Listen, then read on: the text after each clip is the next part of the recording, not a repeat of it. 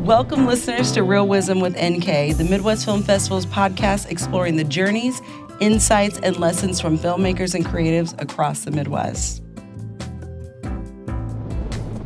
Today, we are focusing on a topic that is incredibly near and dear to my heart: mental and physical health as a freelancer, navigating burnout, boundaries, and balancing all of it while working in the film industry. Do you wish there was a financial institution who understood your creative journey and catered to your unique needs as an artist? Well, look no further. Actors Federal Credit Union was created for the creative community, offering real support, reliable products and services, and banking with empathy. With lower loan rates, higher deposit rates, less fees, and nationwide ATM access, Actors FCU has your back every step of your journey. They've been serving the creative community for over 60 years and are here for you. Visit www.actorsfcu.com to learn more. Oh, my Midwest film fam. Y'all know how I feel about mental and physical health and making sure we're centering it. And if you didn't, now you do. This particular class, sitting down with Melissa Doman, was one of my favorites. I truly believe that we are the sum of our parts. And if we want to have a better experience on set, it first starts with making sure that we take good care of ourselves off set, so that when we show up, we are resourced and ready to co-create from a space of love and contribution. Melissa Doman, MA, is an organizational psychologist, former clinical mental health therapist, and author of Yes, You Can Talk About Mental Health at Work, Here's Why, and How to Do It Really Well.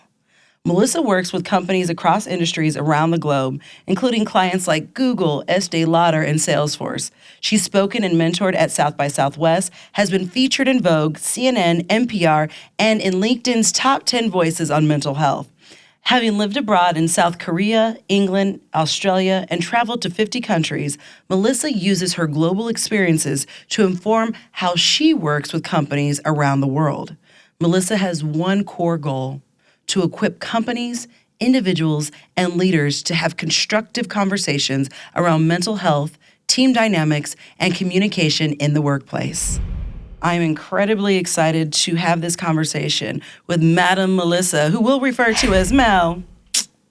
Hey, Mel. Hey, girl. What's How up? are you? I'm good. It's so good to see you again. Oh, I'm excited to see you. So Mel and I met at the Female Quotient House at South by Southwest, and it was immediate sparks, immediate alignment, immediate, I need you having this conversation about mental health in the workplace as an organizational psychologist, and what you bring into the space. She was a Midwest gal, studied here, worked here. Tell us a little bit about your experience here in Chicago.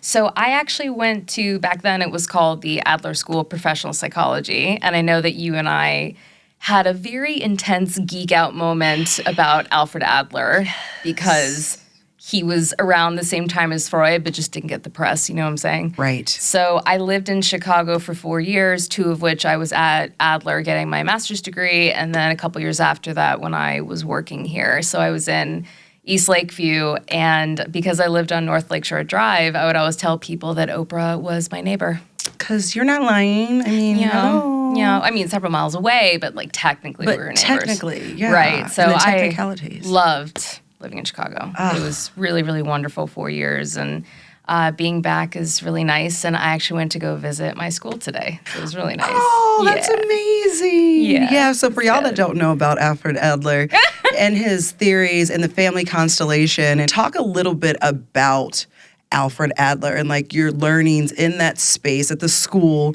and how it so deeply connects to organizational psychology, and also how people show up in relationship with each other and to themselves. Can I just say thank you for letting me talk about this? Because every podcast I've been on, not a single person has ever asked me that question. Because now I get to be like, oh my God, yes, very happy to discuss. So what I love about his work and the reason I chose that school is because, so he was the first community psychologist, and what I really loved about his work is that he looks at humans in the systems in which they exist. All of them, kind of like what is it called? Like the Russian Matryoshka doll when you take the layers off. levels, and get to the little teeny tiny one. Exactly. So he looks at people as the individual. He looks at them within the family system, within a societal system, a school system, all the places in which they exist, kind of like organisms within an ecosystem. So what I love about that is it really acknowledges not only the individual psychological factors, but also the sociological factors and, socioeconomic factors and all these things that really shape the people that we turn out to be.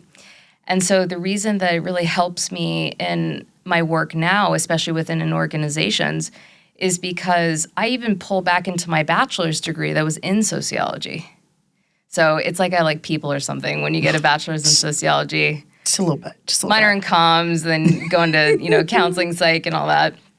But the way that I look at a company is that it really is another form of an ecosystem. And it's like a living, breathing thing because you have living, breathing people who work there. Yeah. And so oftentimes I think there is a lack of balance, we'll call it, between individual accountability and the things that, a person really is responsible for versus the way that the environment impacts them.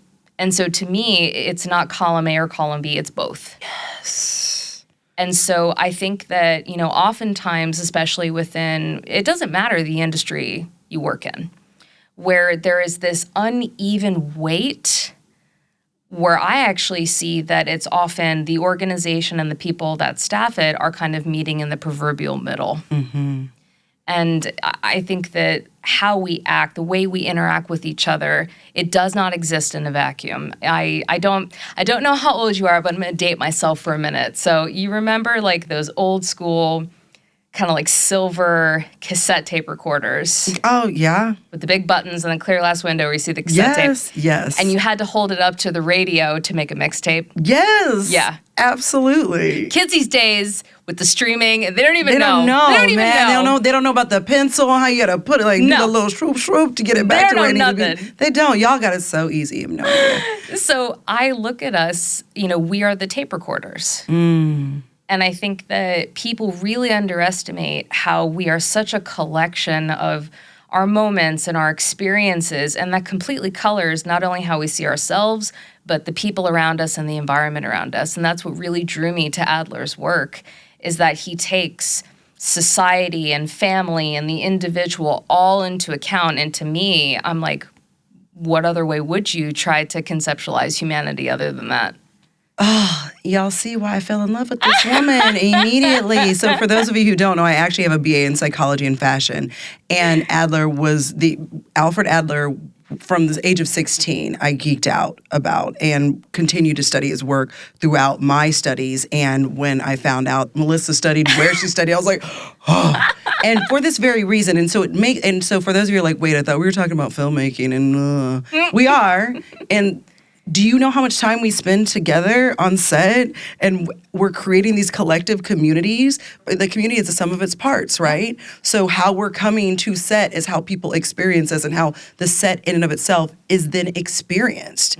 But as freelancers, it becomes difficult because we're not going to these organizations necessarily every day. There's a period of time where we're in this pressure cooker together, we create this thing, and then we're on to the next thing, right? So focusing on, when you talk about the individual and how it's 50-50, like, focusing on taking good care of yourself, how you do those things. And then when you're in these spaces that are really a workplace, that we have to remember that it is a workplace. We are in the space of consciously creating beautiful things, and it is a workplace. So it's up to us to get clear on the environment that we are creating, and then up to us as individuals to empower ourselves and take good care of ourselves to show up powerfully to the space that's being created, which can also be easier said than done, right? We are clear on that.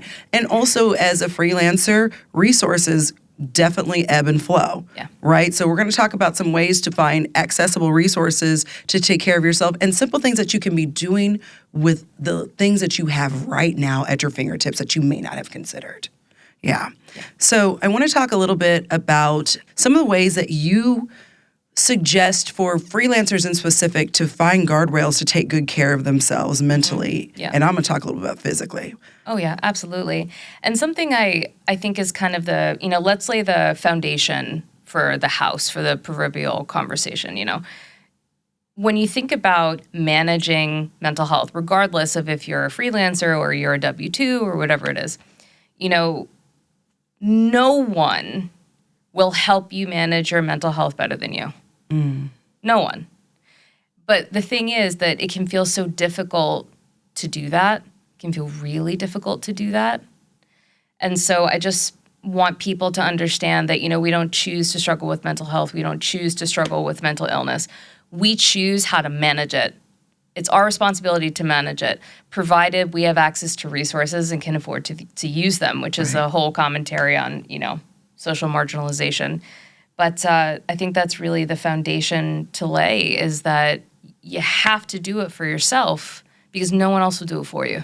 That's it. And really taking the reins on that. And I now more than ever, we're in a time where we're in a precarious time in the world, right? And there's so many people that are experiencing burnout and who are, especially, for our industry in particular, we're still very much recovering, as the world is, first and foremost, the pandemic, which people pretending that it didn't happen is wild to me in one aspect. In another aspect, I'm like, yeah, push it down, push it down. Adventures in delusions. Right, exactly. So there's that aspect of it. But then with our industry in particular, we came off of that, then went into 2 different strikes. And, there's just been a lot happening on top of just the world. Yeah. Right? So you got something. Yeah, do me a favor. In the spirit of honesty around my ADHD, I would love for you to repeat the original question you asked me. I don't know that I asked one yet in the spirit of my own ADHD, self-diagnosed. You asked me a very insightful question, and then my brain went on this tangent, and the rest of it was like, da, da, da, da, da, da, da.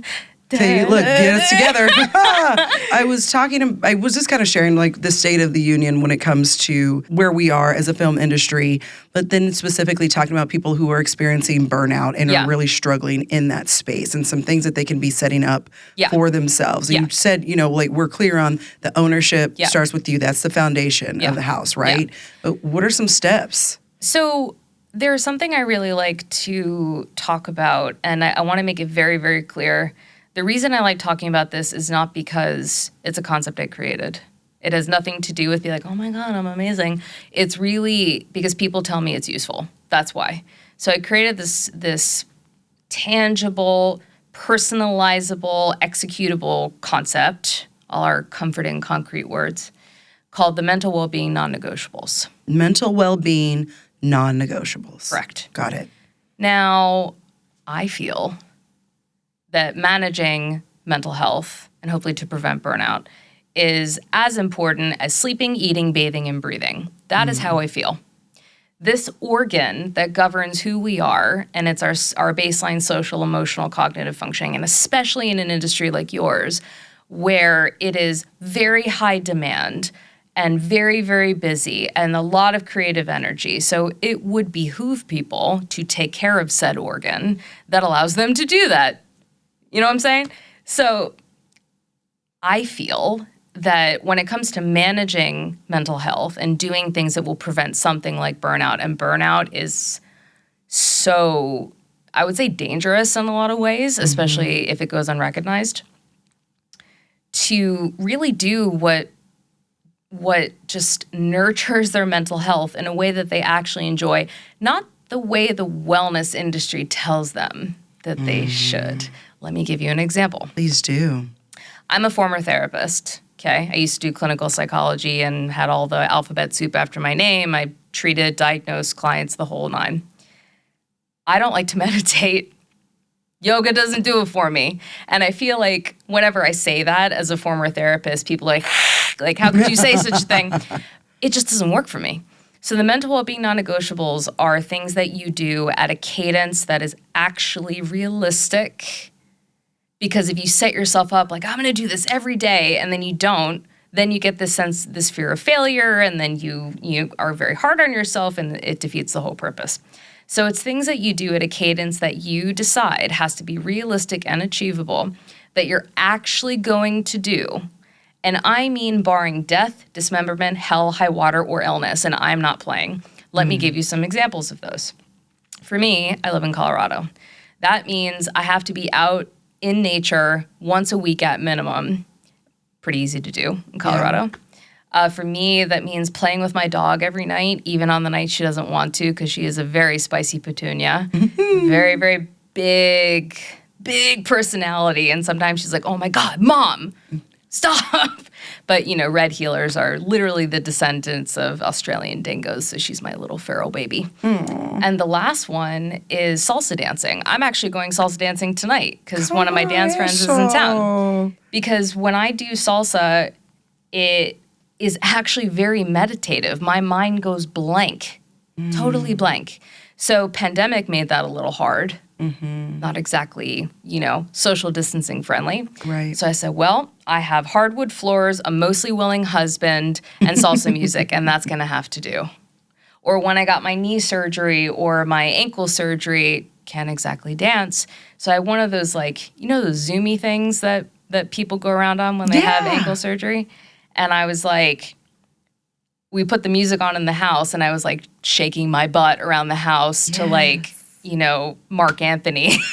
So all that to say, whether it is, if you do like meditating, or if you want to buy a unicorn costume on Amazon and dance around in your apartment once a week to ABBA, I don't care what it is.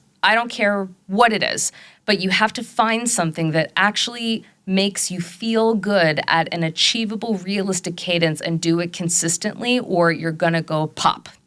Right. And I mean it. It could be anything. You want to go flip through vinyls? Fine. You want to, play with your kids if you're a parent, doing coloring books? Fine. I don't care what it is. But you got to have at least one thing that fits into the life that you have, because if you don't have that, then I don't know how people will last. Yeah, that's so good. And really what I hear you saying is in protecting it. Yes, making fiercely. it a priority. Yeah, that life and death, we're doing this thing. Yeah, barring death, dismemberment, hell or high water. When I was physically injured from orthopedic surgery, I still shook my butt around the house because it was my responsibility to adapt. That is so good. And in a world that we're living in right now, and I want to talk about this responsibility to adapt versus the responsibility of the workplace to balance those things, the space that you're going into. And this is something that I feel I even need to be called in a little about, or maybe a lot. You'll tell me. We'll have you put your little therapist hat on real quick. And because I feel like everybody will benefit from this, because I have found frustration, and it's something that I keep internalized, and I don't think projected onto the people that are maybe bringing it into the space. But I feel there are a lot of folks that I have been coming in contact with lately that are not taking responsibility for these newfound boundaries that they have. And it was like, cool, you have a new boundary, but you also had this commitment to this work. So how do we balance? I get that maybe you had an extra therapy session and now your spine's a little straighter and you no longer want to do that thing, but it was a thing that you committed to doing. And I find a lot of frustration. I hear that. And then when the boundary word is used for, from my perspective, shirking a commitment that you had made, because you are your word. Right? And if you're not your word, what are you? Flaky and unreliable. That's what I say. So how do we, as someone who's in a position of leadership, balance it? Because I am an incredibly empathetic person, and I always make space for people to, share where they are. I'm an intimacy coordinator. I'm here for to hear the things, create the space that is equitable and safe and consent forward, all the things. And I'm also pissed off when you made a commitment to do something and now you're showing up with your new, I'm air quoting me, and you can call me in, but your boundary for me that feels like, girl, you were supposed to do this work. Do you hear I'm irritated. Girl, Melissa, call me in. Might be surprised to hear me say that I agree with you. Oh, okay. Oh, I'm not getting called in. I'm being supported. Say more, sis. Here is why. Now, this is a many shades of gray sort of answer. Okay? So it's multiple things can be true at the same time. People are very uncomfortable with that, especially if multiple things are true at the same time that feel in conflict with each other. So there's so much to unpack here. So the problem is I see boundary setting as a non-binary thing. Say more. I see boundaries as different levels that we can set, but there also has to be some form of flex with that, especially when it comes to work, because work is not a static thing. And let alone in y'all's industry, it is not a static thing. It's, peaks and valleys and hills and just, pick your day. So when you are working in a certain type of environment, when you're working in a certain type of industry, if you're going to stay and play in that industry, knowing what is required of you, there is a responsibility to acknowledge that how you set boundaries within that system need to be realistic based on the system. So let's say, for example, this is probably a terrible comparison, but it's what's coming to my mind. So let's say you're a land-dwelling creature and you are trying to go into the water, and you're like, but I'm going to take my things that I do to survive on land, and I expect them to work in the water. Don't get mad when the towel gets soggy and sinks. How does it work? And You need a floaty device. You're not going to float on the towel. Now I just want to wear wings and float around in a pool. Hashtag ADHD. But I just floated my little wings with y'all that can't see me. So that's the thing is when I do talks at companies or summits or conferences, and I give these sorts of, coping tools, and then inevitably, there's always someone who says, well, that's not going to work at my company. That's not going to work in my industry. And I go, maybe it's not. Maybe it's not. Because what I'm giving you is for you to decide how you're going to apply based on your circumstance and all the systems that you're in. But I never said it was going to change your circumstance. You have to decide how you can realistically apply it, because there has to be, and I don't even think balance is necessarily the word. It's more like integration. Okay. Because when do we ever have things exactly balanced? I mean, I certainly don't. Right. And so the way I see it is, if you're going to set boundaries within a system that expects certain things of you, then those boundaries need to have some form of flexibility or realistic adaptation, because if you are there and you are committing to those things, you can't use it as a cop-out for your discomfort that you can't manage. This is so good. And I think even beyond that, you've created an agreement, right? It's even more than expectations. Psychological contract. Right. We've created an agreement. And so from your perspective as the employer, if the employee comes in and they're like, okay, I have this new boundary, is it unreasonable? Because for me, this is where I come from. I'm like, okay, cool. This is where you are now. Then come to me with a solution to how this thing is still going to get done. 100%. Right? Is that unreasonable for the employer to be like, all right, cool. Then what's the new path forward? Exactly. And I think that so let me give a simple, quick, crude example. So let's say that there is the expectation to put in 13-hour days or something like that. And let's say that someone is going, well, I can't do 13 hours straight. I need to take a 1-hour break in the middle. But during that 1-hour break, there are other types of tasks that they need to get done, which are expected from any other person who's going to be doing a similar position. So then comes the renegotiation of the psychological contract. When you're working for an organization and you are saying, these are the things I'm going to be doing for you, for, money, status, whatever it is. And then the organization agrees to give you something in return. So if you're going to be asking for the organization to honor this new boundary, but then you also have to pick up the proverbial slack in terms of how you're still going to get the job done. Yes. It is a mutual relationship where absolutely you have every right to say, I need to do ABC so my mental health doesn't crumble. Okay, fine. Also explain how you're going to then do these tasks differently, which we're open to hearing, as long as it still gets done. Yes.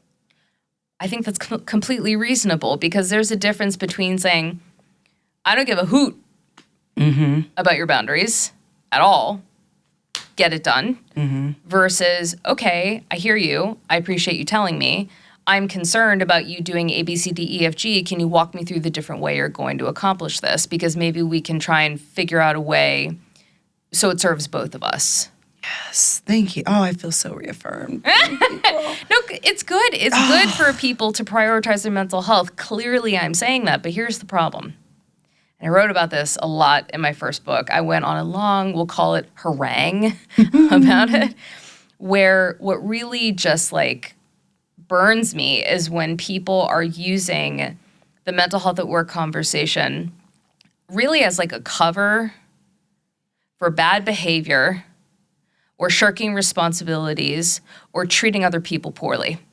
I am nodding my head profusely for those who are listening and not watching And right I'm now. just not here for it. I'm really not, because you know what that does is that it completely waters down the validity of the people who, let's say they struggle with a mental illness, or let's say that they struggle with how they manage their neurodivergence in the workplace, or they are struggling with mental health in general. And when they have the guts and the bravery to tell somebody who pays them for a job, and historically speaking, when we have been discouraged from saying such a thing, Right. because there are very real consequences that can come from that depending on who you work for, then it's ridiculous to me when other people who may not have those struggles or whatever it is, and they use, but what about my mental health and what about my boundaries, as a cover for them not living up to their commitments. Because then what happens is that if you have a leader like yourself who sees somebody who you can tell what they're saying is disingenuous, is that going to make you more likely to then give some flex to the next person who brings it up? Are you going to trust them? It muddies the water. Once burned, that's the problem. Yeah, it muddies that water. Yeah, so the people who really do need the flex, and they're like, hey, this job is important to me. I really want to get my stuff done. And I have these needs. But then if you have other people who are like, let me see what I can get away with by using the right words. What are we doing? What are we doing? That's so good.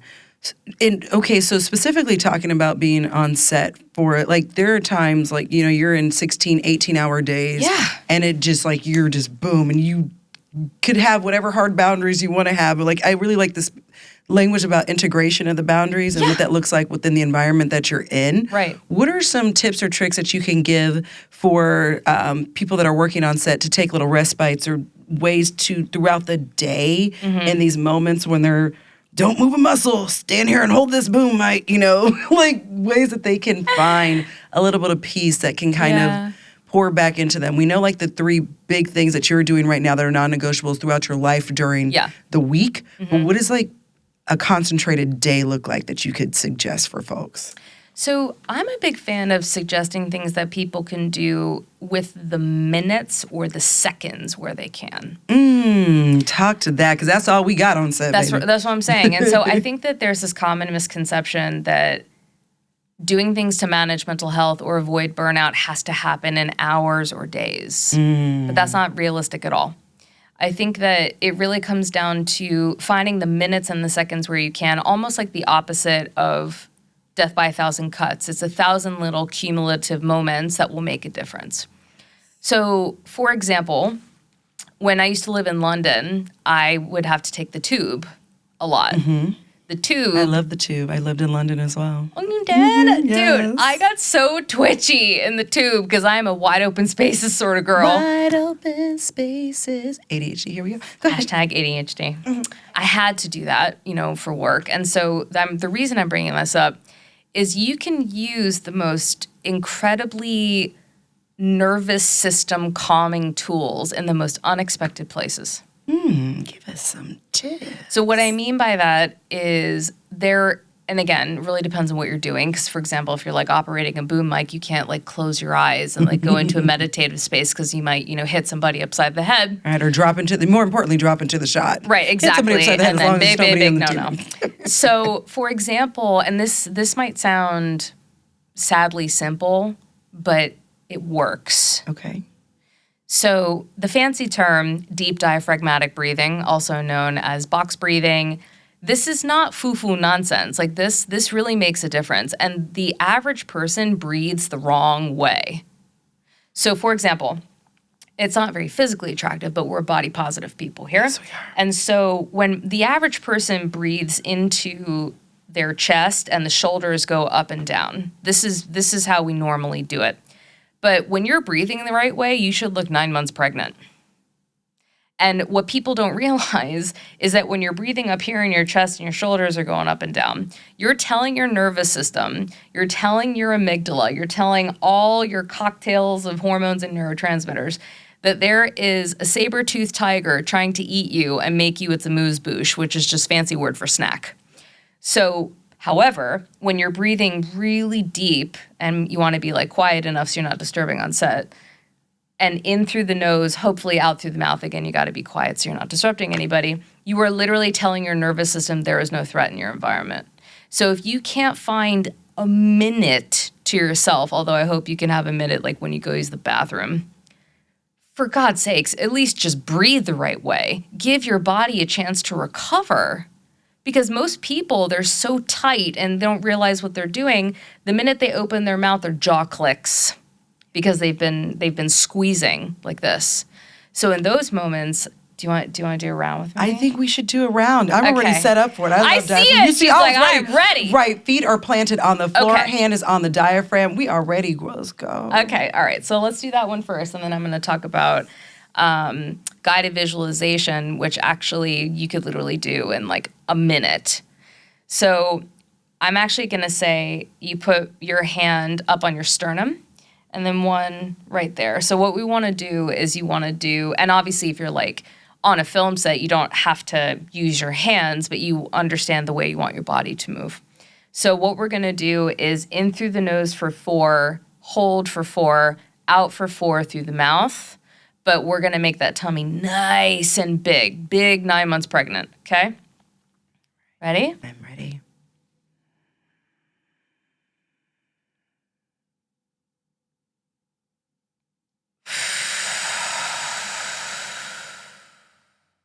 You feel the difference?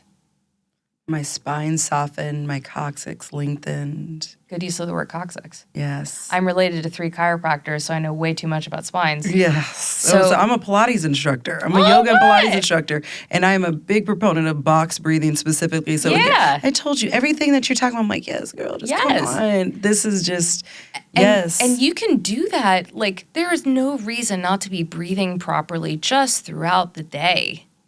And then on top of that, I'll just give two quick other things. One is physical, one is cognitive. So guided visualization, people think you have to, lay like broccoli for 30 minutes and do that.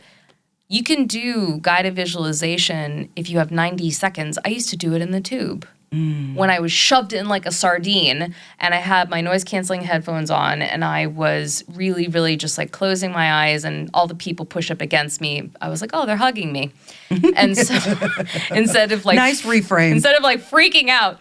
So if you have 60 seconds if you're going to the bathroom, like I'm trying to think within the context of how tight your schedules are. Instead of being on your phone... on the toilet, which so many people do. Thank you. Yeah. You know what we used to do before cell phones? We used to read the air freshener can instead of looking at the cell phone. So if you're literally going to be going to the bathroom, because you're going to go a few times a day, you can do guided visualization. But I'm not just talking about visualizing a place you've never been to. Visualize a place that you have been to that made you feel a sense of calm that nothing else has ever created for you in your life. But it has to be a place you've been to. And then you visualize it like your life depends on it. What are the colors you're seeing? What's the temperature you're feeling? What are you looking at? What is the emotion it makes you feel? There's no reason you can't do that for 60 seconds every time you go to the loo. There's no reason at all. So guided visualization, even if you do have your cell phone, you can play like Enya, something like that. I realize I'm dating myself, but... we love some Enya. I love Enya, but The kids listen to Enya, don't they? Guided visualization, I say use places you've been. You remember what that felt like when you stood there and you were like, is this what peace feels like? And then the other thing is there is something, a cognitive tool for people who are Olympic level athlete warriors like myself. Yes. Oh, yes, I am amazing at worrying. There is something also that I always advise that people use consistently called the circles of control, influence, and concern. From Stephen Covey. Are you familiar with the model? I am, but others may not be, please. Oh, yes. So I use this every day, multiple times a day. The reason why I think it's so critical is that it's an instant filtration system and basically mental decision tree for how much you're going to freak yourself out based on the worries that are coming your way. And especially in certain industries, people are really great at making you feel like you need to control the sun, the moon, and the stars, and there's something wrong with you if you don't. Did I hit a nerve? Did I hit a nerve? Like, just a little bit. Oh, So, sweeping off my leggings. you Sweeping off my know. leggings weirdly. Yeah, no. You're like, this is how I'm processing the feelings that she's bringing up. I'm getting in my body. I'm getting present in my body, feeling the things. Yeah. The reason I suggest that is because I mean, people need to keep that image of the concentric circles like a bullseye. The smallest one, we'll call the bullseye in the middle, is what you can control. It's smallest for a reason. Mm-hmm. The next one out is what you can influence. The next one out, even though it says concern, I call it, I wish you the best of luck. So the thing is that I'm a very visual person, so I say if you want to have it as your phone screen, That's good. as your laptop screen, you want to put it up on the wall, whatever you want to do. But unless you want those like flappy chicken wings, people can't see them flapping my arms because, it gets a little mushy as we get older. You got to work the muscle. In this case, as things are coming up, the first question to ask yourself internally is this in my control? Is this in my influence? Depending on the answer, if it's no, you have to literally develop the practice of letting it go. And it is a practice. I've been doing it for who knows how long. I am still practicing.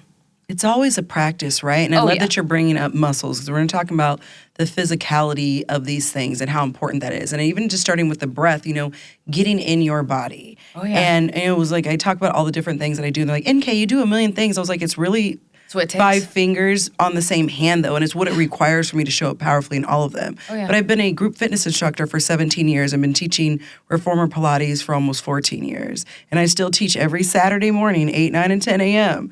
And have my own athleisure line. And, these things are so important to me because I understand, and I always tell my clients this, how you are showing up on the mat, I guarantee you, is how you're showing up in the world. Mm-hmm. How you're showing up on your reformer is how you're showing up in the world. And if you're not showing up at it all, also tells you you're not first showing up for yourself. And that does not mean, I know everybody can't afford reformer Pilates. I know, there are fitness classes all throughout the summer that are free every Saturday in the park, just letting y'all Chicagoans know, and I teach those as well, as do other incredible instructors from all around the city. So you can always find those on Saturday mornings, like 4 hours of different classes to take, right? So just making those things a little more accessible. There are so many workouts on YouTube, and I know everybody got YouTube. So there's just ways that you can prioritize moving your body. But especially for freelancers and people working in the film industry, it is such a physical activity. Whether you're an actor, whether you're a gaffer, whether you're a DP, you're a camera operator, like you taking good care of your body is literally your livelihood. Mm-hmm.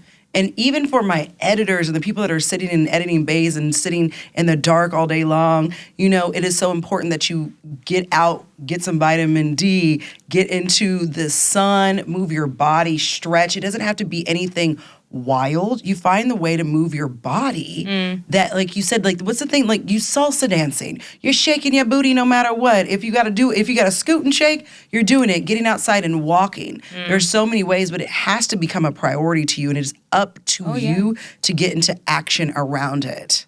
There was a woman in my neighborhood a couple months ago in like the depths of winter, and I think we're in the middle of a polar vortex, actually. It got down to minus 15. It happens every year. And so Sounds like Chicago. She was outside totally bundled up, but it was very, very sunny. And she went full starfish and just had her extremities out like a starfish and just like going like this up at the sun in minus 15 weather. And I drove by and I gave her a little honk honk. I was like, I see you. It is frigid. Your tears would freeze if you were crying, but you were out here starfishing to get that vitamin D on the little part of your face that's showing from behind your balaclava. So I was like, that is dedication right there. What are some other budget-friendly ways that you can think of? We already talked about breath. We talked about taking, like, box breath, taking a beat when you're in the loo, just to have that, to do the visualization. There's free workout classes only always in Chicago. I promise you they really and truly are. Yeah. Any other resources that you can think of budget-friendly, especially if it comes to in the space of therapy? Oh, yeah. I know there's sliding scale places that you can go to here in Chicago that I can definitely recommend, and we can put some resources on our page so that you can check those out. I know Moody Institute is one of those places, and you can put, if you're like, I don't do Christ, that's cool. You can do it without Christ, I promise you, or with if you do Christ. I'm giving thumbs up right now for those who are listening. Either way, saying that there's sliding scales all around the city where you can find some support and lots of online resources. Any that you recommend? So, gosh, I don't want to seem really basic, but come on, basic. The amount of stuff on YouTube is kind of incredible. Like so for example, and also Spotify. Yes. So I'm currently writing my second book. Okay, tell us about it. Oh, I forgot how hard it is writing books and how much of my executive functioning that takes and how painful that is. But the reason I say that is even on like Spotify, for example, or YouTube, they have entire channels dedicated to certain types of sound waves for neurodivergent people. So I listen to it and I go straight into hyperfixation and I go da-da-da-da-da-da. I was like, oh my God, I've been typing for 5 hours. So that's even just productivity. There are entire YouTube channels and channels on Spotify that are dedicated to mindfulness and ways to help you cope in the moment. And there's copious amounts of information and resources on there. And the thing is that I'm obviously much more for, connecting with people and not only relying on technology. I think that you got to kind of do as and when. But I think that if money is tight and you're trying to find different ways to nurture yourself, it depends on what those goals are. If you're looking for more of a sense of, inner peace and stillness, there are some guided meditations on there. Again, doesn't really work for me based on my brain. But there are people I know who have gone from incredibly dark places of burnout to when they were consistently using what were on those platforms, that they got like the color back in their face. Yeah. It was unbelievable. And they didn't have the money to go see a therapist, so they used what was out there, that they could access. And so I think for some people, there's even lessons on there around cognitive behavioral therapy. There are lots and lots of free resources on Spotify and on YouTube that if you unfortunately are marginalized to the fact where you can't go and see somebody, there are even therapists who are putting all these resources on those platforms for those reasons. So when people can't afford to actually go get services, at least they can get something. Right. So I obviously think that, how we connect with people in community is really important as well, because we are naturally social creatures. And the way that in the pandemic of loneliness, as terrible as we can be to each other, we need each other. And that really helps mental health too. But, when you're busy and on the go, do not underestimate what YouTube and Spotify can give you. I so wholeheartedly agree. And especially one thing that I have prioritized for myself is my turn down service to going to bed. And turn down service for bed. Tell me about this. Yes. So we got the cozy, comfy blankies. Make sure it's the right temperature in the room. I always liked it really warm, and I used to like it really warm, but I know sleeping in colder environments is better for you. So it's like now it's like, okay, I can go 68. I cannot go 65 degrees. That's too cold for me, but I know that's recommended. It ain't for my bones yet. But maybe later, maybe as I progress in it. But 68 degrees, I always have aromatherapy going, as well as a humidifier, and I will close the door before, to my room, so that it'll be something that I walk into when I'm going to bed and have low lights. And then I also, I listen to a Spotify something when I'm going to sleep, depending on what I need for my body. It's either vagus nerve reset sounds, different megahertz I'm listening to, just based on where my body is feeling. If I need more grounding, if I'm too in my head, or if I'm feeling kind of heavy and I need a bit of lifting, I kind of just research what is going to be best for me. And I have just different sounds that I will listen to. And I have noticed a marked difference. And you want to talk about the jaw clicking? That's for me. I hold tension in my jaw, and I've really noticed how I've been able to release that. Last year when I was working on a project, a filling actually fell out of my mouth because I've been clenching my jaw so much, probably biting my tongue from things I wanted to say to people too. And I was like, this is ridiculous, so what am I going to do to prioritize me showing up powerfully? And for me, as executive director of Midwest Film Festival, the thing that I am most deeply committed to is taking care of and serving the whole creator, mind, body, and spirit here in the Midwest. Because when you till the soil, what comes from that soil is strong fruit. And so we've got to take care of each other. And we have to take care of our creators because now more than ever, we need us. It's funny you say that. I experience such strength and passion and purpose from you. And you had asked me, ADHD full circle moment. Yes, please. You had asked me earlier to tell you about my second book. Mm-hmm. And it's people like you that is the reason I'm actually writing it. Mm-hmm. The second book is about why we need to talk about the mental health of leaders.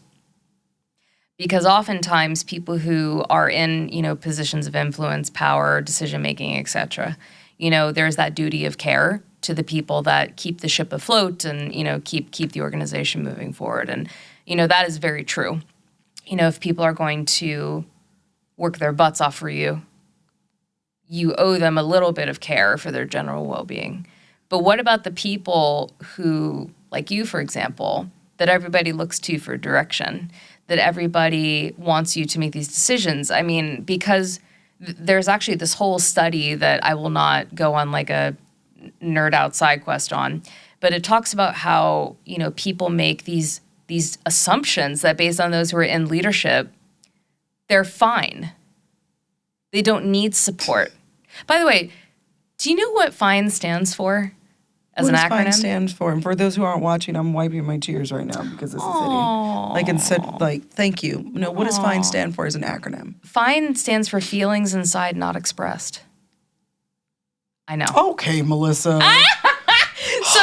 So it's absurd to. I'm gonna give you a hug when we're done. Oh, I can't wait. Okay, we're gonna spill tea in a moment. Oh my God! So the thing is, you might find me crying in the tea session. It's fine. People, when they're in a position of power over others, we automatically assume that they're fine. Gosh. That they experience this whole study. I'll send it to you if you want. Please. This whole study that assumes that they experience better health because they have power, better mental health because they have power, and are less likely to experience a mental health condition because of the position they sit. And I go, I'm sorry, that is the dumbest thing I have ever heard, because the last time I checked, based on, if not to be nihilist, but like all these industries and job titles that we make up to keep us busy between the time when we are born and die. That part. Just saying. Yeah, also. I'm pretty certain that people who are executive directors and VPs and are the same species as the people they manage. You know what I'm saying? So the second book is why it is so absurd that people are not talking about the mental health of leaders, especially now with the state of the world and all the things that people have to do. What about them? And it doesn't mean that it's a pass for, bad behavior in leadership, because listen, I've been as traumatized as the next person from having bad managers. The old adage, people quit bosses, they don't quit companies, etc. Right. But just because of bad apples doesn't mean that there should be no F's given for the good ones. What about the other leaders? Like, they deserve care too. Yeah. This is not a one-way street, and I'm so sick of people acting like it is. And so the first book was, it's a long, very sexy title.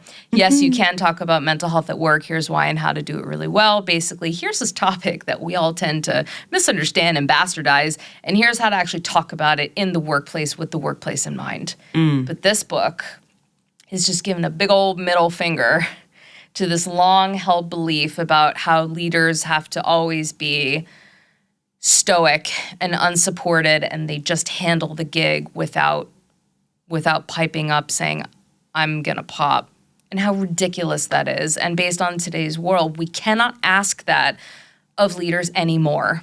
They need care if you're going to expect them to care for others, period. Coming in January 2026. I absolutely can't wait. It is a strong tone in that book. It's a very strong tone. I cannot wait. So. Well, before we spill tea, there's 3 things I want to know. High level, just stressful questions. No, they're not stressful, I don't think. Give me what you got. What are you loving? What are you leaving? And what are you longing for in this season or right now? I am loving that I'm 2 seconds away from 40, and I feel more certain about my life choices than ever. I feel very, very comfortable with who I have turned into and proud of myself that I really stuck to that journey even when other people tried to discourage me from it. I am leaving people making their bad choices my emergencies. Ooh, that's a T-shirt. Come on. Yeah, I'm not here for it. And then I love what I do. You know I love what I do. Mm-hmm. I live on planes. I'm always going around. And I have a team. They're fantastic. I think I'm longing for like a clone of me to help me deliver, some of the services because I love speaking, love teaching, I love facilitating. I love all of it. Sometimes your girl is tired. Yeah. And I'm deeply appreciative, people who contact me, they want me to come and speak, and I love it. And I think about, what about 20 years from now? Can I keep up this pace? And so I think I'm longing for a way to eventually down the road figure out who I'm going to hand the baton to. I don't know what that looks like yet, and I'm definitely not ready for it because I'm still, going 1-2 punch every day. But I think eventually need to prioritize my well-being even more because I live in service of others, and so I think eventually I need to think about who's going to help me at the helm when I need to start putting my feet up. That's so good. Yeah. That is so good. Yeah. Sounds like that book is for both of us that you're writing there, huh? It might be. I don't know. Yeah, Might be. I don't know. Oh, Melissa, thank you so much for just sharing yourself so generously in such a heart-forward way. Everybody that's been on this podcast has just come with such heart, and you also just come with heart, head, knowledge, resources, and I will be linking all these resources that she's talking about and her book on the podcast, so don't you worry, you'll be able to find all of those things. But Mel, it has just been such an honor to have you here. Now we're going to spill some tea, girl. We're going to talk about some things. We're going to talk about some additional resources and ways to take care of yourself and just the silliness that happens when you don't. I'm here for it. Let's have a little tea time and we get to cuss on that. Let's go. Yes! Okay. I'm excited. Thank you, everyone, for tuning in. This is Real Wisdom with NK. We'll see you next time. And if you're curious, have more questions, want to know how you can find out more about Midwest Film Festival, the podcast, and the incredible people that make it all happen, go to MidwestFilm.com. Make sure to become a member so that you can get access to Tea Time with me, sign up for our newsletter, and make sure you don't miss out on our monthly screenings. I know, you heard that right. The last Monday of every month, you can find us live at the Claudia Cassidy Theater located in the heart of Chicago at the Chicago Cultural Center. So we'll see you next time at Real Wisdom with NK and at a monthly screening. Now, if you want to hear us spill tea, stick around and head to MidwestFilm.com for our exclusive after-show content, Tea Time with NK, because the real talk happens after the episode. Let's be serious. So make sure you follow, subscribe, and share the show with someone who needs the scoop. Until next time, stay curious, stay bold, and as always, keep it real.